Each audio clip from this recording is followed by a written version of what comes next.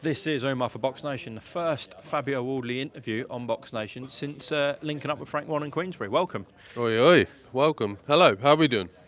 You look like $1,000,000. I threw something on. Threw a little nice bits on. It's a new little jacket, actually. So, I'm liking it. Because you're normally in like, I don't know, the Mauve sort of... Yeah, I'm a Mauve guy. But you've changed it up today. And I thought, what is this? Manor de Voir. I've heard of them. Good brand. Very Solid brand. A little bit expensive. It's a bit much, but You're getting big checks now, so... Well, I don't know about that. Who knows? But, yeah, things are going well. We certainly will be for... You do beat Frazer Clarke this time out. You thought you had it the first time. He thinks the same. Mm-hmm.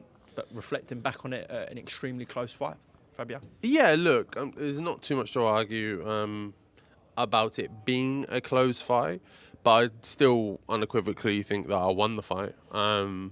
You take into the account the pressure, the punches landed, the amount of times I hurt him, knocking him down, point deduction. I think I would at least think it was obvious to see I won the fight. Look, don't get me wrong, there were some good rounds for him as well, but overall, I thought the fight was mine. What was striking to me was that you were surprised about his art, and he said the exact same thing. He was surprised about your art and how both you had to both really go to the well, both of you, and you showed 10 out of 10 in that department. Yeah, look, we both had to get stuck in for that fight, and I said to him in the build-up as well that I was gonna drag him into deep waters, find out if he could swim. Turns out he could. He needed an armband or two, but he could swim. He made it through. So, look, credit to him for that. I think we both said about each other we've gained a lot of respect for each other. It's hard not to when you have a big fight like that, a fight that goes that way, a fight with that kind of one build to it, and then kind of the crescendo at the end of it of just how it all went, and then the bell goes and people are umming and ahhing about who won, and just the mess of the ring and the mess of my face and just all of it really. So yeah, look, it was a fantastic fight. So I'm looking to get stuck in again. Do you think potentially we see a trilogy? No, because I'll clean him out more comfortably this time, and there'll be no need. Maybe later down the line if he does a rebuild and picks up a belt or two, something like that. But no. No judges needed this time. No. When do you end it? Within 6, I think. Within 6. Why? I've just analysed the fight. I hurt him countless times. It was just my follow-up was wrong. That was all. It wasn't a big deal. I put a lot of work in. I damaged him in a lot of different areas, and then I saw it, chased him the wrong way, and just kind of let him off the hook a bit. Again, when I knocked him down the 5th round, if that's the first minute of the round, not the 3rd, I'll get him out of there. There's no time in my career where you've seen someone hurt, I've knocked them down, and I've not got rid of them. You've never seen that from me. Every opponent I've ever faced has hit the canvas. So that speaks for itself in terms of being able to get people out of there. So it's perfectly within my realm. It's perfectly within my capabilities. So just be a little bit tidier in some places, and I've got it covered. As I said, both of you and him showed extreme heart and desire. So when you're saying this, do you believe you knock him spark out, the referee waves it off, the towel comes in? How does this end? I'm not sure. I don't know. You never know how those things are going to play out. It's too hard to say specifically. But I honestly, based off the heart that he showed last time, I think the ref will stop it. I think he'll get buzzed and he'll cover up, and I'll just start unloading punches, and I'll pick my shots a lot better, place them better, cleaner, and then the referee just won't return. And then the ref will step in. Or maybe his corner will throw the towel. I don't know. That is something I did notice in the first fight with yourself.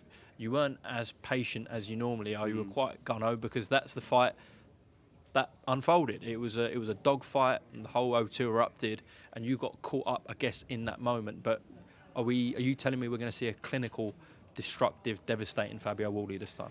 Yeah, look, if you look at the first fight, there is a level of immaturity in terms of just expecting that, oh, I've got him now, so he'll go, and he didn't, and then I thought, right, well, he didn't, so let me double down and put more and more and more and more into it, and it didn't come off the same way. So yeah, there's gonna be a level of maturity when it comes to finishing him, but in terms of just stylistically how I'm going to approach the fight, it's just going to be round 13. It's going to be gloves up, high guard, walk forward, throw bombs. It worked the first time. I hurt him loads the first time. It's going to be exactly the same. There's nothing different to expect from here. We know British fight fans love a heavyweight rematch. You guys put on an epic show the first time. When I look at this card, obviously the main event is, I believe, the best fight in world boxing. So great for you and Frazer to be on this bill, this Riyadh season bill. But with Shakur Stevenson and Joe Cordina coming off the bill, you and Frazer is the most exciting fight on the bill, bar the main event. So. Yeah, I think that's a general consensus across boxing as well. So it's a conversation we need to have with Uncle Frank and His Excellency as well about bumping us up, because at the moment, obviously, Eubank is ahead of us, or at least how it got released on the poster. So I think it's the obvious choice to make. So we'll see what they say. What have the conversations been with maybe your team in Queensbury about, if, in your opinion, when you beat Fabio Wardley October 12th, what's next? When I beat Fabio Wardley? When you beat Frazer Clarke. Can't beat yourself, what's next? What do you want? Obviously, I want to push towards world titles. This will be my last British fight. I'll finish Frazer, get rid of him. It'll be my last fight at British level. You should call him Frazier. Frazer? Joe Frazier? Frazier, whoever. This will be my last one. I'll finish him up, and then I'll be looking for world titles, whether that be fighting for a world title, an eliminator, and someone picking me for a voluntary defence of some sort, because we know at the end of the year all the belts are going to fragment. So I'm in the top 10 with at least 3 or 4 of the governing bodies. So I'm right in the mix. I'm right there. So the plan for next year will be to push towards that. What about fights? And Riyadh season, they reward winning fighters. People like Joseph Parker, Ajit Kabayel, Zhili Zhang. What about those sort of names? So even if it's not for a world title eliminator or with nothing at stake, those are like names in the top of the sport, Fabio. So would you entertain that? Yeah, of course. Yeah, because those I wouldn't expect to have this British title fight, win, bang Frazer out, and then come the new year being a world title fight. You need a fight in the middle, or maybe even 2. So someone along those lines would make sense. The Parker one would be a little bit upsetting because I'm a big fan of Joe. I like him a lot, but business is business. What did you think of Ben Davison's advice in the corner on Saturday, Fabio?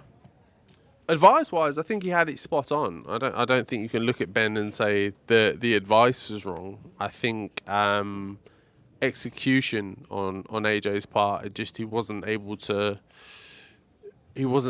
get it off how it was being instructed to him. I think that Ben, because I've been there.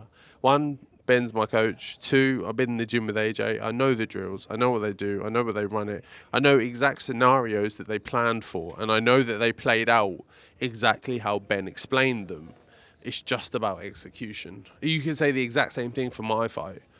I did the exact same thing. Is that Ben said, "Dude, he does this, and when he does this, you do this," and then Frazer did that. I thought, nah, I'll do something else. And I think that was a bit of the problem that went into the AJ fight as well, was execution, and just a little bit of misunderstanding of when to go and how to go.